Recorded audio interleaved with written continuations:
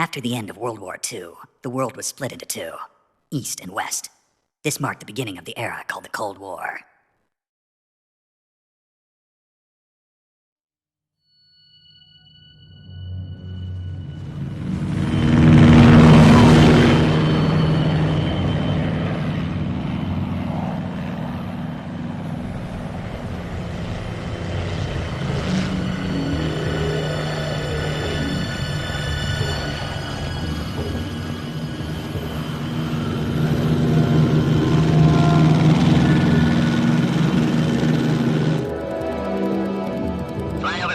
Altitude 30,000 feet. Approaching Soviet airspace. 20 minutes to drop off. Commencing internal depressurization. Equipment check. Arm main parachute. All right. You ready to go? Drop zone still showing a high pressure mass. Cap okay. Good. We've got high visibility.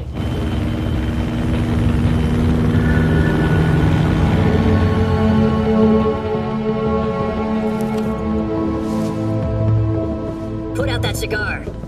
Connecting oxygen hose to interior connector. Put on your mask.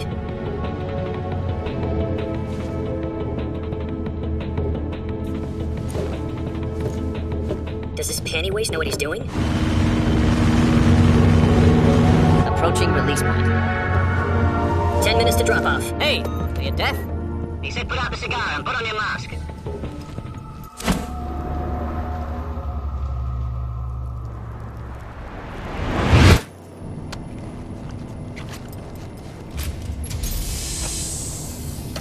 Depressurization complete. Checking oxygen supply. 6 minutes to drop off. Opening rear hatch.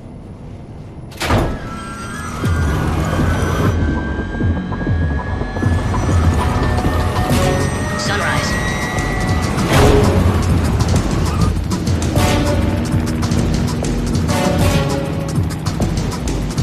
External temperature minus 46 degrees Celsius. 2 minutes to drop off. Stand up. You'll be falling at 130 miles per hour. Try not to get frostbite from the wind chill. 1 minute to drop off. Move to the rear. Activate bailout model. This is one for the history books. The world's first halo jump. 10 seconds to drop off. Stand by. Status okay. All green. Prepare for drop off. Countdown. 5, 4, 3, 2, 1. Spread your wings And fly. God be with you.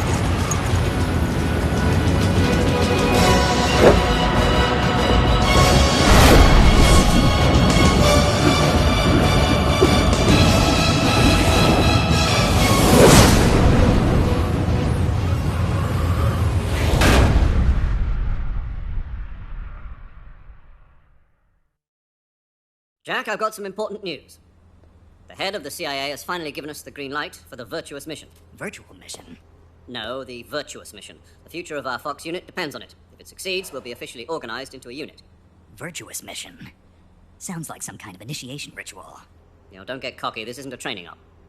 Right. So what exactly is this wonderful mission? Well, about 2 years ago, a certain Soviet scientist requested asylum in the West through one of our moles. His name is Nikolai Stepanovich Sokolov. He's head of the OKB 754 Design Bureau, one of the Soviets' top-secret weapon research facilities, and the East's foremost expert on weapons development. Sokolov? Isn't he that famous rocket scientist? The very same. On April the 12th, 1961, the Soviets achieved the first manned spaceflight in history. The Earth was blue, but there was no God. Well spoken.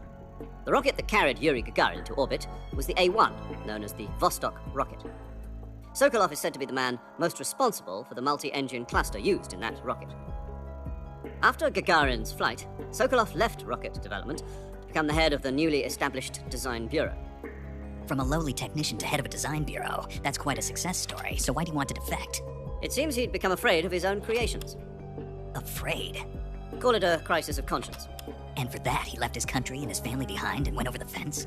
Not exactly. One of his conditions was that his family was also to be taken safely to the West. We used a mole to get the family out first, and succeeded in sneaking Sokolov over the Berlin Wall shortly afterwards. I was the one who conducted the operation. The security on the eastern side was still full of holes back then. Then what? We got Sokolov over in one piece, but the whole ordeal had left him exhausted, and we checked him into a hospital in West Berlin. It took him 2 weeks and more than 600 miles to get from the research facility in the Soviet Union to Berlin. He was in no condition to say anything coherent. And it was only a week later that we had something much bigger on our hands. The Cuban Missile Crisis. October the 16th, 1962, President Kennedy received word that the Soviets were in the process of deploying intermediate-range ballistic missiles in Cuba. The president demanded that the Soviets dismantle and remove the missiles. At the same time, he announced a naval blockade to prevent further missile shipments from reaching Cuba. But the Soviets didn't back down, instead placing their armed forces on secondary alert. Soviet transport ships carrying missiles continued on course towards Cuba. US and Soviet forces went on alert for an all-out nuclear war. Frantic negotiations were conducted through the UN's Emergency Security Council and unofficial channels to end the hair-trigger standoff. Finally, on October the 28th, the Soviet Union agreed to remove its missiles from Cuba, and so the world avoided a nuclear holocaust. But in order to get the Soviets to pull their missiles out, we had to make a deal. You mean the one where the US agreed to remove its IRBMs from Turkey? No. The Jupiter IRBMs deployed in Turkey were obsolete, and we were going to get rid of them anyway. They had no strategic value whatsoever to either the US or the Russians. The Turkey deal was a ruse, a cover story that was fed to the other intelligence agencies around the world. So what did the Russians really want? Sokolov. They wanted us to return Sokolov. You mean the Soviets pulled out of Cuba just to get their hands on Sokolov? That's right. What the hell was he working on? At the time, we had no idea. We were running out of time. It was either give up Sokolov or risk full-scale nuclear war. In the end, we had no choice. President Kennedy gave in to Khrushchev's demand. The next day, I got Sokolov out of the hospital, handing him over to agents on the eastern side. Sokolov kept on screaming, "Save me," until he disappeared from my sight. Then, a month ago, we received some new information from one of our moles. About Sokolov? Yes. He was taken back to the research facility and forced to continue working on the weapon in question under KGB supervision. What's more, it's on the verge of completion. So what kind of weapon is it? Something to do with space rockets? No, missiles. Same technology. I guess you're right. We don't know the details, but it appears to be a new kind of nuclear device. For half a year now, the Soviets have been conducting frequent nuclear tests at Semipalatinsk. Something to do with the weapon, I assume. We're talking about a secret weapon so big that Khrushchev was ready to pull out of Cuba to get it back.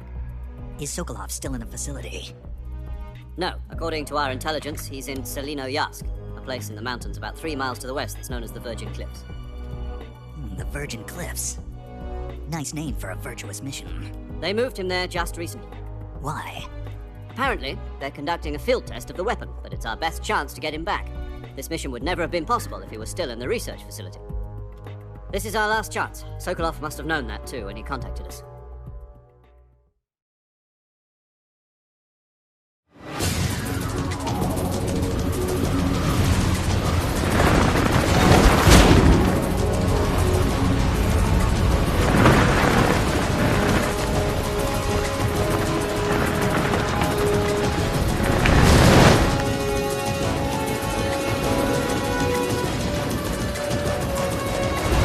Listen up, Jack. Your mission is to infiltrate Selino-Yarsk in the Soviet mountains, ensure the safety of Sokolov, and bring him back to the west.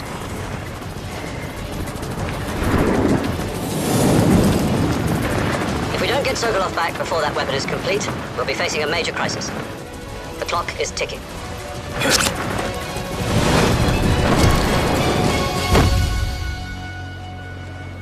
Once we've confirmed the rescue of Sokolov, stand by at the recovery point. A recovery balloon will be dropped at that point. Helium will be pumped into the balloon to inflate it. The process takes about 20 minutes. Once it's complete, the gunship's arm will latch onto the balloon and pull it up. The Fulton surface-to-air recovery system. I'm familiar with the theory. Take it easy. It's been combat-proven. Do you think Sokolov is up to it? The shock will be less than during a parachute jump, and the arm can handle up to 500 pounds. So you're planning on going over the border in a single combat talent? She's equipped with 2 6-barrel 20mm Vulcan cannons, as well as 2 40mm machine guns. Sounds like she could hold her own against a battalion of tanks. Even with the fuel in the reserve tank, we're facing a 4-hour time limit. If all goes well, it shouldn't take more than a few hours. Home in time for dinner. But if anything goes wrong, you'll be eating dinner, breakfast, and all the rest of your meals in the jungle.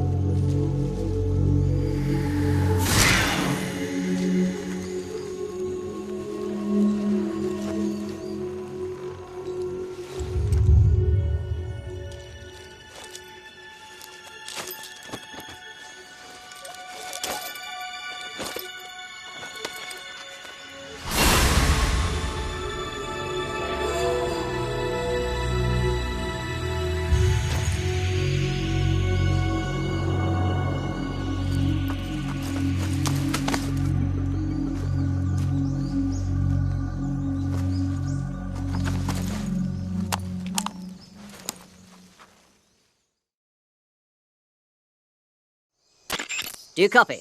You're already in enemy territory, and somebody might be listening in. From here on out, we'll be using code names to refer to each other. Your code name for this mission will be Naked Snake. I'll be referring to you as Snake from now on. You're not to mention your real name. Snake? What, you don't like snakes? What do you mean? You've eaten one before, haven't you? In survival training. I'm glad to hear that. I don't know if I'd ever order one in a restaurant, but... Be careful, you might not have a choice. What about you, Major? What should I call you? Let's see. I'll be Tom. Call me Major Tom. This will be a sneaking mission. You must not be seen by the enemy. You must leave no trace of your presence. Is that clear? This kind of infiltration is the Fox unit's speciality. In other words, weapons and equipment are procured on site. That goes for food as well. You're completely naked, just as your name implies. Great. Now I see why you asked me if I like snakes. I suppose calling me Snake was your idea of a joke, too. No, there's a good reason for that. I'll tell you later when the time is right. Gotcha. Getting back to the subject, how exactly am I supposed to feed myself? You've been issued a knife and a tranquilizer gun. Use them to hunt for food. You'll also find some medical supplies in your backpack. Yeah, about the backpack. I lost it in a tree on the way down. I see. Well, you'd better go back and get it then. You know where it is? No problem. I can see it from here. It's stuck on a branch. To climb a tree, stand in front of a tree that's covered in ivy and press the action button. I'll be monitoring your progress over the radio. We can't risk violating Soviet airspace, but I'll be in the gunship. My frequency is 140.85. I'll give you a call if I need to talk to you. If you need to talk to me, use the send function. Okay, Snake, go get your backpack.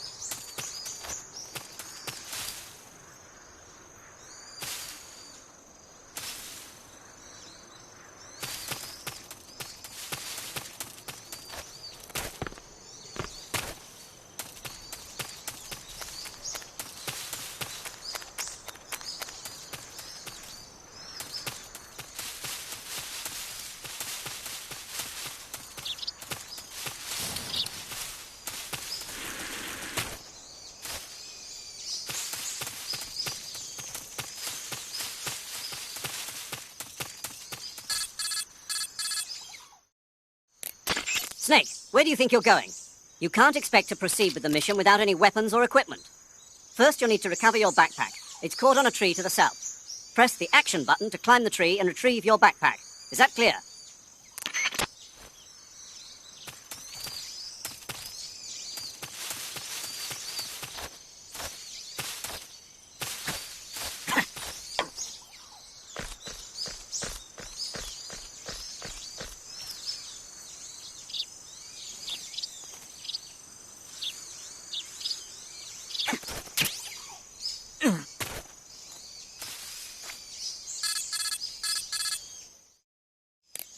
I see you've retrieved your backpack, Snake. To equip a weapon, it's necessary to take it out of your backpack. In the survival viewer, choose Weapon from the backpack. Your available weapons will be displayed in a window in the upper left. From that list, choose the weapon you want to equip and press the Enter button. For other equipped items, just do the same thing from Item. Got it. Use the survival viewer backpack. Yep, that's right. Survival is fundamental to this mission. After you've been out in the field for a while, your stamina will start to drop. If your stamina gets too low, it'll affect your performance. You won't be able to shoot accurately, for example, and your wounds won't heal as smoothly. Keep an eye on your stamina so you don't run out. To recover lost stamina, you can hunt for local flora and fauna. You can use either your tranquilizer gun or your knife to hunt. My only weapon is a Mark 22 Hush Puppy tranquilizer gun? That's right. It's been fitted with its own suppressor. However, the suppressor will deteriorate every time you fire. Once its durability reaches 0, the noise suppression effect will be gone. So don't get too trigger-happy with it. The suppressor's durability is shown in the icon. Any weapons and equipment beyond what you're carrying now, you'll have to find as you go. I have to find my own weapons and equipment? Whose crazy idea was this, anyway? Solo covert actions are standard Fox operating procedure. You can't leave any traces of your presence. No weapons, equipment, footprints, sweat, or bodily waste. The same goes for bullets and cartridges, too. Your presence in enemy territory is already a violation of international conventions of warfare. There aren't supposed to be any American soldiers in Russia. It could spark an international incident. You can't let anyone see you. You can't let the enemy know you're there. This is a stealth mission. You're a ghost, Snake, in every sense of the word. And there'll be no rescue if you're captured. The military and US government will deny any involvement in the affair. Then I'll just have to take care of myself, huh? I'm afraid so. You've been given a fake death pill for that purpose. SIS guidelines stipulate that soldiers on covert ops like this one be issued a potassium cyanide capsule. Tape it to your body so you can take it when you need to. How generous of you. Use it if you're taken prisoner by the enemy. It'll send you into a state of false death for a short time. Fooling them into thinking that I'm really dead. So how do I come back to life? Just take the revival pill. You mean that thing they put in my tooth before the mission? That's the one. But be careful. If you remain in a state of false death for too long, nothing will be able to bring you back. Remember that. I'll keep it in mind. You said this was a solo mission, right? Right. I guess that means I can't count on any reinforcements. Correct. The mission rests entirely in your hands. A real one-man army. Relax. There's a support team ready to back you up over the radio. Who? I'll introduce them to you. This time, survival is of utmost importance. The first member of the support team will be in charge of monitoring your physical condition, acting as a medic, so to speak, as well as recording your mission data. She's a member of Fox as well, and she's here on the gunship with me. She? Hello, Snake. I'm paramedic. Nice to meet you. Paramedic. As in a medic who comes in by parachute. Aren't you going to tell me your real name? Are you going to tell me yours, Mr. Snake? My name, huh? It's John Doe. And they call you Jack for short. You're a regular Captain Nemo. A name means nothing on the battlefield. After a week, no one has a name. What's your name? Jane Doe. Very funny. I wasn't joking, but I'll tell you my name only if you manage to make it back alive. My frequency is 145.73. She's also in charge of recording your mission data. Whenever you want to save, send a message over the reserved save frequency, 140.96. So saving lets me record my mission data. That's right. It also records the state of your health. Good to know. There's one more person I want to introduce you to, Snake. Huh? Speaking of snakes, you remember the boss, don't you? A legendary soldier and your mentor. Actually, it was the boss that got the DCI's authorization in the first place. She's going to be serving as Fox's mission advisor. The boss is? She also helped me plan this mission. She and I were at SAS together. Jack, is that you? How many years has it been? Boss? That's right. It's me. Talk to me. Let me hear your voice. It's been 5 years, 72 days, and 18 hours. You've lost weight. You can tell just by the sound of my voice. Of course I can. I know all about you. Really? Well, I don't know anything about you. What's that supposed to mean? Why'd you disappear on me all of a sudden? I was on a top secret mission. You didn't need me anymore. But there were still so many things I wanted you to teach me. No, I taught you everything you needed to know about fighting techniques. I taught you all I could. The rest you needed to learn on your own. Techniques, sure. But what about how to think like a soldier? How to think like a soldier? I can't teach you that. A soldier needs to be strong in spirit, body, and technique. And the only thing you can learn from someone else is technique. In fact, technique doesn't even matter. What's most important is spirit. Spirit and body are like two sides of a single coin. They're the same thing. I can't teach you how to think. You'll just have to figure it out for yourself. Listen to me, Jack. Just because soldiers are on the same side right now doesn't mean they always will be. Having personal feelings about your comrades is one of the worst sins you can commit. Politics determine who you face on the battlefield. And politics are a living thing. They change along with the times. Yesterday's good might be tomorrow's evil. Is that why you abandoned me? No, it had nothing to do with you. I already told you, Jack. I was on a top secret mission. A soldier has to follow whatever orders he's given. It's not his place to question why. But you're looking for a reason to fight. You're a natural-born fighter, but you're not quite a soldier. A soldier is a political tool, nothing more. That's doubly true if he's a career soldier. Right and wrong have no place in his mission.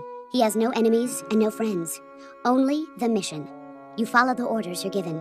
That's what being a soldier is. I do whatever I have to get the job done. I don't think about politics. That's not the same thing. Sooner or later, your conscience is going to bother you. In the end, you have to choose whether you're going to live as a soldier or just another man with a gun.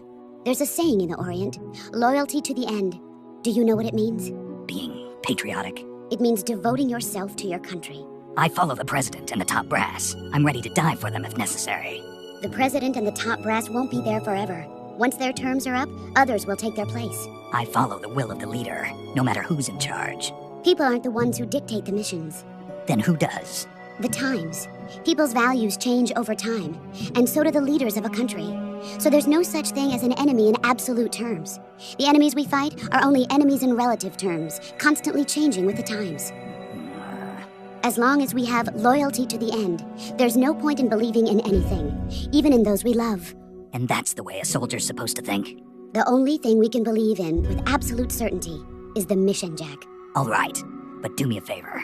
What is it? Call me Snake. Snake. Oh, right. Your codename is Snake. It suits you well. That's right. The legendary unit that the boss put together during World War II was a snake. The Cobra unit, a group of heroes that brought the war to an end and saved the world. As long as you've got a legendary hero backing you up, you'll be fine. Isn't that right, Snake? Yeah, I can't think of anyone else I'd rather have with me.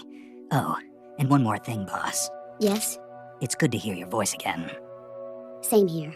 After all, who knows if either of us will make it out alive? Snake, you are always best at urban warfare and infiltrating buildings. But this is the jungle. Survival is going to be key. Those CQC techniques I taught you are sure to come in handy. CQC? Close quarters combat, huh? I've been in the Green Berets for the past few years. I'm probably pretty rusty. Not to worry. I'll be here to help you remember. After all, this is your first actual survival mission. I'll be supporting you over the radio. Where are you, boss? Next to the Major? The boss is communicating with us by radio from aboard a Permit-class submarine in the Arctic Ocean. My frequency is 141.80. Call me if you need my advice on battle techniques. Gotcha.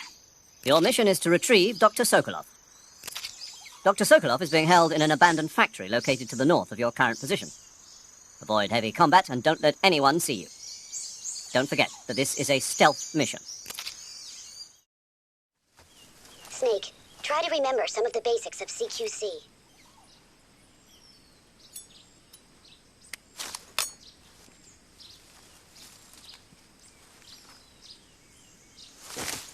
Commencing virtuous mission now.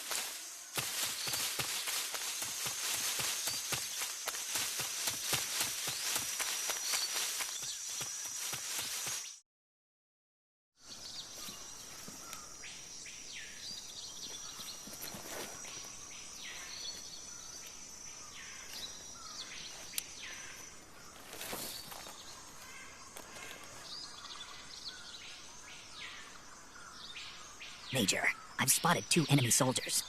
They're probably KGB troops sent to guard Sokolov. AK-47s and grenades.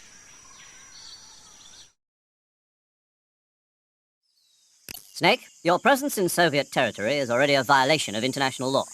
We can't let the Kremlin find out that the CIA and the American government are involved. Contact with the enemy is strictly prohibited. Don't engage them in battle either. This is a stealth mission. Got that?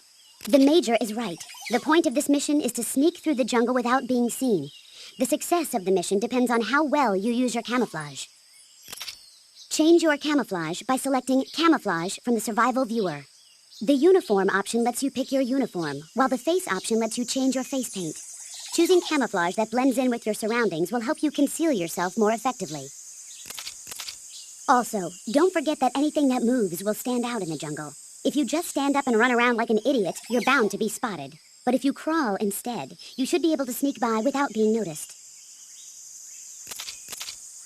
You can see how effective your camouflage is by looking at the Camo Index. The Camo Index shows how well your current camouflage blends in with the surrounding area. The higher the value, the harder you are to spot, and vice versa. The key is to make yourself one with nature. Keep that in mind as you go along, okay?